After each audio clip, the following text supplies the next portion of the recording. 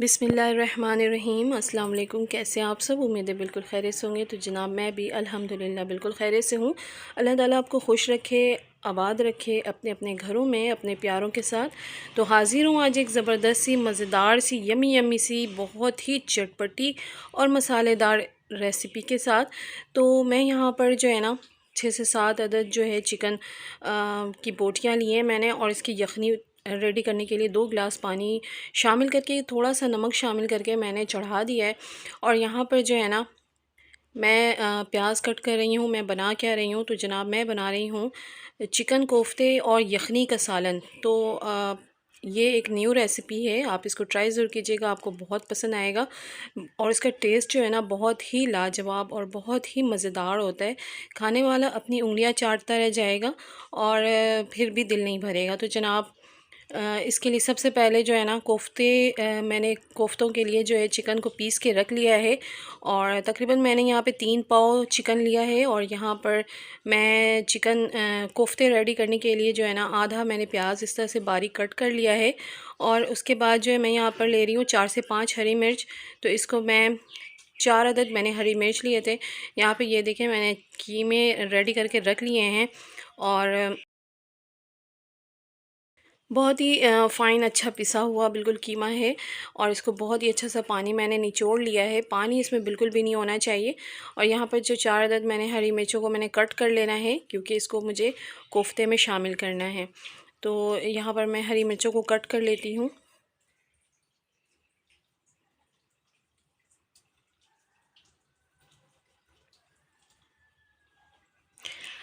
Video अगर आपको अच्छी लग रही हो तो लाइक कर दें और सब्सक्राइब कर दें मेरे चैनल को जो न्यू हैं। और बेल आइकन को भी प्रेस कर दें। इस तरह से मेरे आने वाली तमाम न्यू वीडियोस न्यू रेसिपीज़ आप तक सबसे पहले पहुंचेंगी। तो यहाँ पर जो है ना मैंने प्याज और हरी मिर्चों को कट कर लिया है, इसको मैं शामिल कर दूँगी चिकन में। और बिल्कुल सब साथ साथ में करती जा रही हूँ। मैंने कोई प्रिपरेशन पहले से रेडी करके नहीं रखा था। मैं सब आपके साथ जो है ना एज़ इट इज़ वैसे ही मतलब आपके सामने रेसिपी शेयर कर रही हूँ। साथ साथ मैं सारी जो है इसकी प्रिपरेशन रेडी भी करती जाऊँगी और आपके सामने इसको मतलब शेयर भी करती जा रही हूँ, साथ साथ इसको शॉर्ट भी करती जा रही हूँ। तो जनाब यहाँ पर जो है मैं कुछ स्पाइसेस ऐड कर रही हूँ। अमूमन जो कोफ्ते में स्पाइसेस ऐड करते हैं वही सारे मैं इसमें ऐड कर रही हूँ। मैंने थोड़ी सी कुटी लाल मिर्च भी ऐड की है, क्योंकि थोड़ा सा स्पाइसी होना तो मज़ा आता है।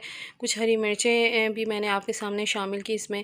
सारे स्पाइसेस ऐड करने के बाद यहाँ पे जो मैंने 2 से 3 अदद लहसुन के लिए हैं, और एक छोटा सा जो पीस है ना अदरक का वो मैंने लिया है। इसको मैं इस तरह से कूट लूँगी, बारीक पेस्ट सा बना लूँगी और इसको भी मैं कोफ्ते में शामिल कर दूँगी। तो यहाँ पर मैंने पीस लिया है और झटपट हो जाता है इस तरह से काम, साथ साथ मैं करती भी जा रही हूँ। और जनाब यहाँ इसको जो है ना मैं शामिल कर दूँगी कोफ्ते में। और बस ये आधी चमची ही शामिल करना है, ज़्यादा नहीं। फ़्रेश पीस करके साथ साथ डाल रही हूँ। अब जो है ना ये देखिए यहाँ पर मैंने लिया है बेसन। अच्छा बेसन, ये आधा प्याला मैंने बेसन लिया है, छोटे जो प्याला होता है।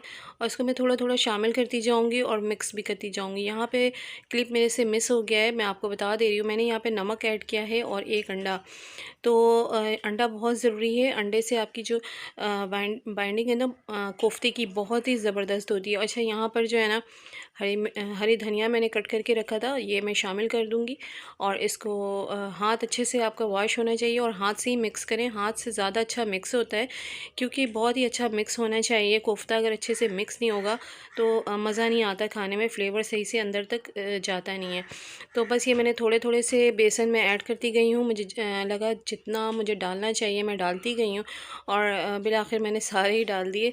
और उसके बाद मैं इसको अच्छा सा मिक्स कर लूँगी। और एक प्याले में आपको ऑयल लेना है। और ऑयल लेने के बाद जो है ना हाथों में लगा लगा करके जो है आपको कोफ्ते आपको रेडी कर लेने हैं। साइज़ आपकी मर्ज़ी है, बहुत ज़्यादा बड़ा रखना चाहते हैं तो बड़ा भी कर सकते हैं। मैं नॉर्मल मीडियम साइज़ के बना रही हूँ। तो बस हाथों में थोड़ा थोड़ा सा ऑयल लेते जाना है और इस तरह से जो है बॉल बनाते जाना है।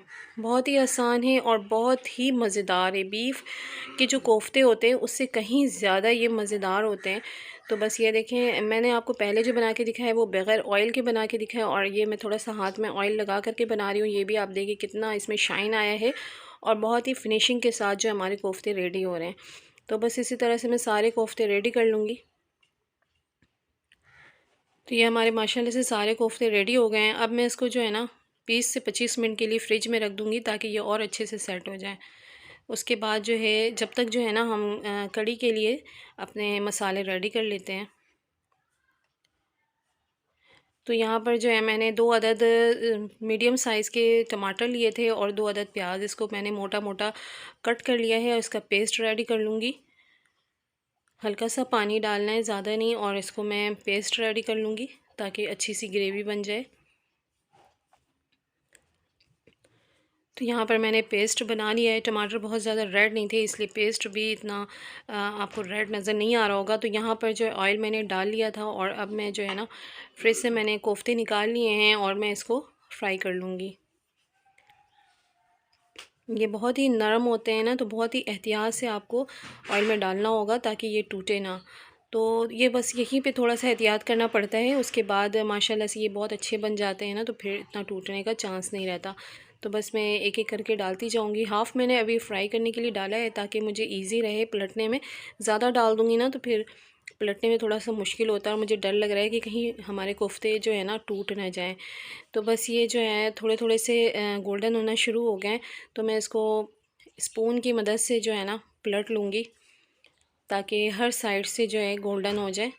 और बहुत ही एहतियात से इसको पलटना है ताकि ये टूटे ना। बहुत ही मज़ेदार और यमी होती है ये रेसिपी। आप इसको एक बार ट्राई ज़रूर कीजिएगा, आपको मज़ा आने वाला है। बहुत ही ज़्यादा मज़ा आता है इसको खा के। तो मैंने बनाया है, सबको माशाल्लाह इतना ज़्यादा पसंद आया घर में। और ये टोटली मैंने अपने दिमाग से इस तरह से बनाया था कि यखनी में मैं क्यों ना इसको रेडी करूं, क्योंकि पानी मैंने बिल्कुल भी इस ये जो कोफ्ते का सालन है इसमें बिल्कुल भी पानी मैंने ऐड नहीं किया है। तो इसको जो है ना बस यहाँ पे मैंने कोफ्तों को पलट लिया था। ये देखें बहुत ही अच्छे से चारों तरफ से जो है ना गोल्डन हो गए हैं। अब मैं इसको निकाल लूँगी और बाकी के जो कोफ्ते हमारे बच गए हैं उसको भी मैं ऐसे ही फ्राई कर लूँगी गोल्डन होने तक।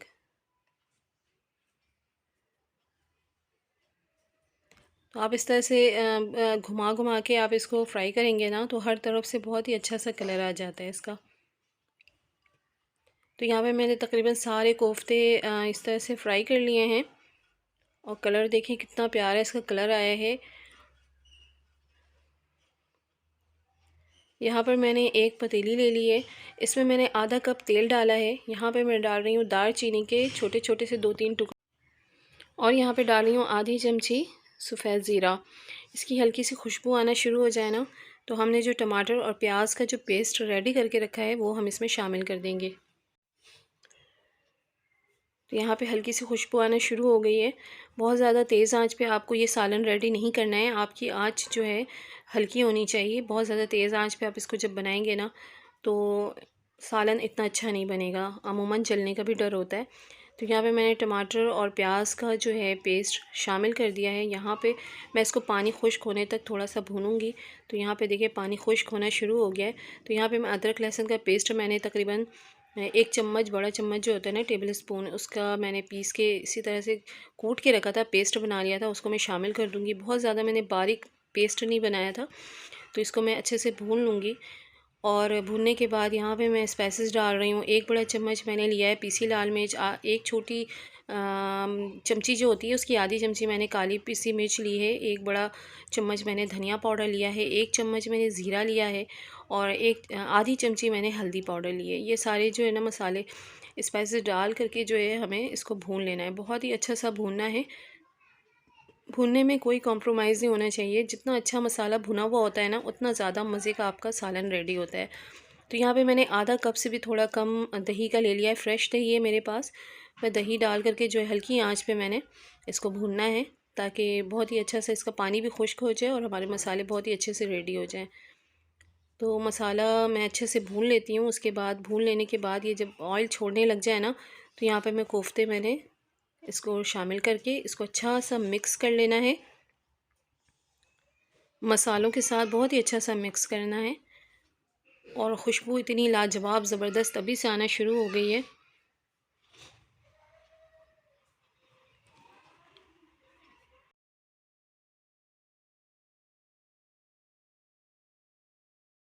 यहाँ पे मैंने मसाले में कोफ्तों को बहुत ही अच्छा सा मैंने मिक्स कर लिया है। और ये जो मैंने डाला है ना, ये मैंने यखनी जो रेडी करके रखा था आपके सामने मैंने चढ़ाया था, तो वो मैंने शामिल कर दिया है। कम से कम इस तरह के जो प्याले हैं ना, मेरे पास 2 प्याले यखनी के रेडी हुए थे, 2 गिलास पानी मैंने शामिल किए थे। तो इसमें मैंने नमक शामिल किया था। तो यहाँ पे जो है ना, नमक बहुत एहतियात से डालिएगा, क्योंकि यखनी में भी नमक शामिल है। तो बस ये जो है ना, मैंने थोड़ी सी हरी मिर्च को इस तरह से कट करके डाल दिया, क्योंकि मुझे बहुत ही ज़्यादा स्पाइसी वाले कोफ्ते के जो सालन होते हैं ना, वो ज़्यादा पसंद है और अच्छे भी लगते हैं। तो यहाँ पे मैंने थोड़ी सी हरी धनिया बारीक कट करके रखा था, तो वो मैंने शामिल कर दिया है हरा धनिया। और बस ये जो है ना, थोड़ा सा उबाल आ जाए, पक जाए, तो बस हमारा जो ये सालन है वो रेडी है। कच्चा पानी मैंने बिल्कुल भी शामिल नहीं किया, पानी बिल्कुल भी शामिल नहीं किया। मैंने यखनी में सारे कोफ्ते के जो है ना सालन, इसको रेडी किया है। आप इस तरह से मेरे बताए हुए तरीके पर ज़रूर बनाइएगा, आपको बहुत पसंद आएगा। और इतना मज़े का हुआ था ना ये सालन, कि इसकी जो शोरबा है ना, वो भी यखनी वाला था ज़ाहिर है, तो उसमें भी एक अलग टेस्ट आ रहा था। बहुत ही मज़ेदार और यमी यमी सा फ्लेवर आ रहा था। और कोफ्तों की तो क्या ही बात थी, बहुत ही मज़ेदार हमारे ये कोफ्ते के सालन रेडी हुए थे। तो यहाँ पे मैंने एक बाउल में इस तरह से निकाल लिया है आपको दिखाने के लिए। इसमें कुछ हरी धनिया मैंने थोड़े से रखे थे बचा के, वो मैं ऊपर से इस तरह से डाल दूँगी। और ये देखें, हमारे कोफ्ते के सालन खाने के लिए बिल्कुल रेडी हैं। ये इतने मज़ेदार और यमी हुए थे ना, कि मैं आपको बिल्कुल भी नहीं बता सकती। बस इसी तरह से बता सकती हूँ कि आप इसको ट्राई ज़रूर कीजिएगा, आपको बहुत मज़ा आने वाला है और बहुत ज़्यादा पसंद आने वाला है। तो जनाब, अगर पसंद आ जाए तो मुझे ज़रूर बताइएगा कि आपको ये मेरा बताया हुआ तरीका कैसा लगा। यकीनन आपने इससे पहले इस तरह से रेसिपी नहीं देखी होगी। तो अगर पसंद आया हो तो मेरी वीडियो को लाइक करें, शेयर कर दिया करें और अपना प्यारा सा कमेंट्स भी लाजमी किया करें। मुझे बहुत खुशी होती है कमेंट्स पढ़ के। तो जो न्यू है उनसे एक बार फिर मैं रिक्वेस्ट करती हूँ कि मेरे चैनल को सब्सक्राइब कर दें। इसी के साथ मिलती हूँ मैं नेक्स्ट किसी अच्छे से रेसिपी या फिर किसी दूसरे वीडियो में। जब तक के लिए मुझे इजाज़त दीजिए। अपना ढेर सारा ख्याल रखिएगा, खुश रहें, दूसरों को खुश रखें। और क्योंकि ज़िंदगी इसी का नाम है। इसी के साथ मुझे इजाज़त दें। अल्लाह हाफिज़।